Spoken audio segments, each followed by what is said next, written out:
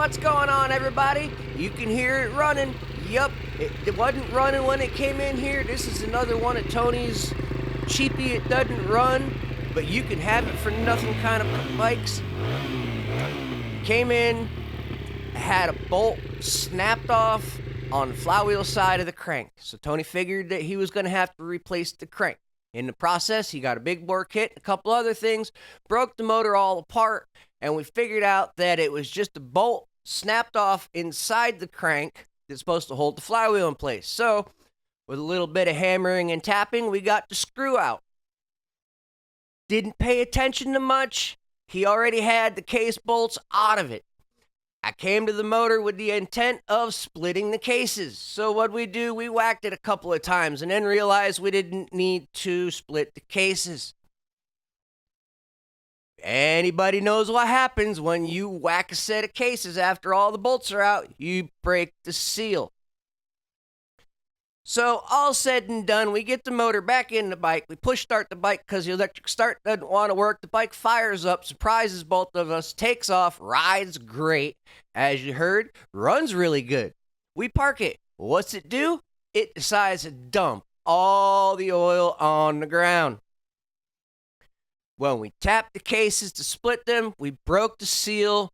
When we tightened everything back up, the seal was already broken. Seals will not reseal after they've been broken, especially if it's a factory seal. So after it dumped all the oil back onto the ground, Tony pulled the motor out and said, "Can you break it apart, reseal it so it holds oil, and we can get rid of this thing? Either that or we can have fun with it for a while and then get rid of it. Either way, I like the idea of putting it on the back track. I like the idea of beating on it for a little while. It's a fun little bike, and it fits me because I'm small." So he pulled the motor out, threw it up on the bench, and said, "Here you go, mad scientist. Do your work." So here we are, breaking this little motor back apart, resealing it, and putting it back together. Why am I making the video? Well, for content purposes, and I never pulled the clutch cover off this thing. Never pulled the clutch side apart whatsoever. I had to take 2 bolts out of the clutch cover side that are around the jug because they help hold the cases together. Other than that, clutch side stayed together. We pulled the stator side case half off. Everything else stayed together. It's a neat little trick. When you're splitting cases, you don't always have to take the entire engine apart. That's why I'm making this video. It's real easy to get too deep into something when you don't have to. This was the cases are leaking themselves. Clutch cover's not leaking. Nothing on that side is leaking. It's only the case halves. So you pull the cylinder off, you pull the stator side apart, you crack it open, and you pull the case halves off. It's pretty much that simple. There's not a lot of tricks to it. These engines are very straightforward. It's a 4-stroke, so you've got all the valves, you've got to time it, you've got to worry about the cam chain adjuster and all that stuff, which it's a 4-stroke. They're not as easy as a 2-stroke, but they're still pretty easy, especially when you've been doing this stuff as long as I have. Turn around, pull the cylinder head off all in one shot, leaves the piston. Don't have to mess with any of that stuff until we're putting it all back together. Of course, we're going to go through and re-clean the gasket surfaces and make sure everything's all square. Motor wasn't run that long, so we can reuse pretty much all of the gaskets. Nothing's going to leak. Everything will work perfectly fine.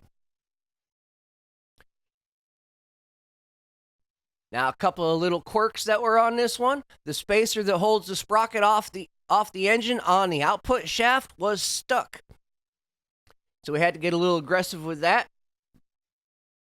A little bit of hammering, a little bit of leverage. And that came off.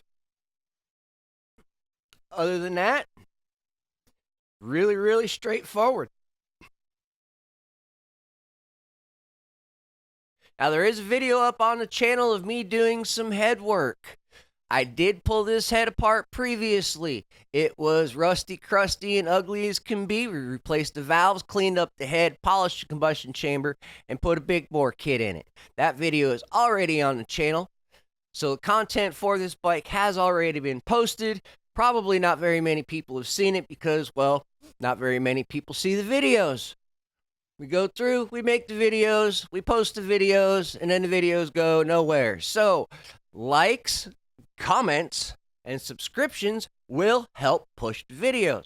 How to get you guys to comment, I'm not really quite sure. I know there's quite a few people that like commenting on my nails, so I let those grow out so you guys have something to talk about. I'm not quite sure why dudes are so interested in fingernails, but hey, you do you, boo. That's all I gotta say. You want to comment on the fingernails? I will give you something to comment on. You can have fingernails to comment. You want to comment on technique? Go ahead and comment on technique. I've been doing this stuff a long time. I will be 50 in 2025.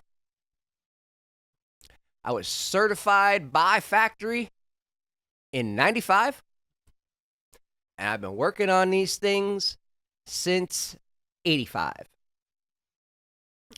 It's a long process, decades of experience.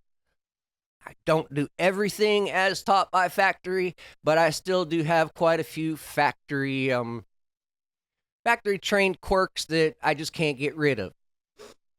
That's perfectly fine. Factory says to do something some way. There's a reason for that. They have methods. It's proven.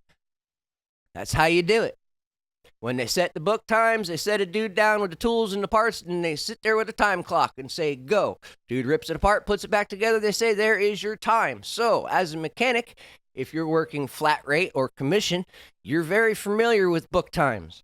You're also very familiar with book times when it comes to warranty work because you know that the book times speed up when the factory has to pay. But that's another side note. All right, so we got the cases apart. We've heated the bearing surfaces so that they come apart, and we heated the bearing surfaces so that it goes back together easily. As you saw, one of the shift forks stayed on the wrong side, so we had to turn around and finagle that just a little bit. Was not too bad of a deal. This is one of those cheater deals. You don't have to take the motor all the way apart to get the motor all the way apart. All we needed to do was seal the cases. So you take the easiest side off. That way, you don't have to fight with very much putting it back on. You take a little rubber mallet, tap it around the bearing so that the bearing seats down into place. As that happens, the cases seal up, and you're good to go. Turn around, and we'll blow all the bolts back into it and start reassembling this thing. Now, I typically will use a T-handle to reassemble engines because I don't like using a gun. I've had too many bolts cross-thread. I've had too many issues when using an impactor or gun on reassembly.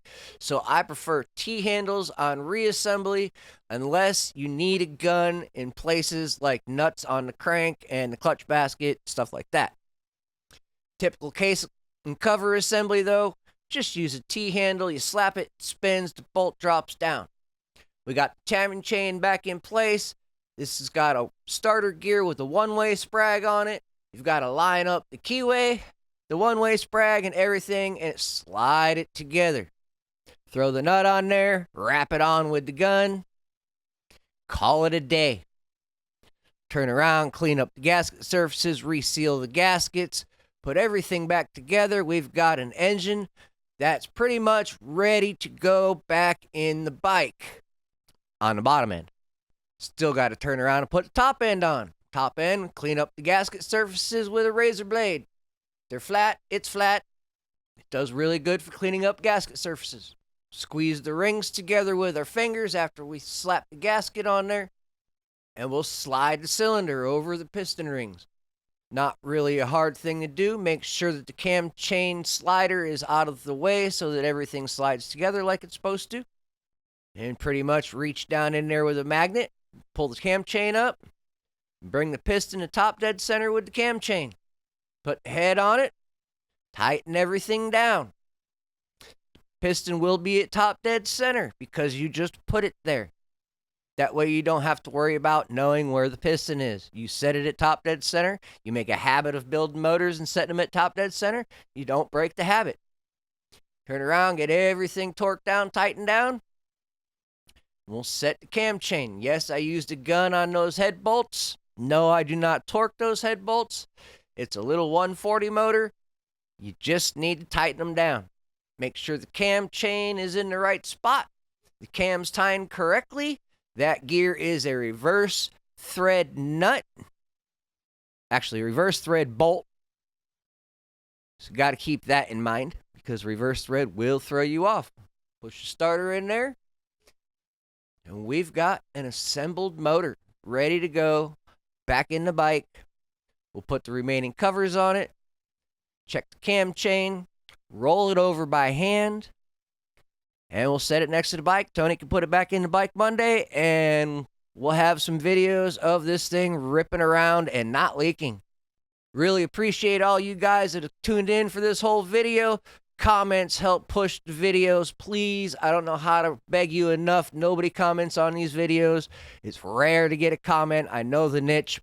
I know it's hard to get comments. So comments, please. Likes, shares, all that. We'll see you in the next one. Have a great day.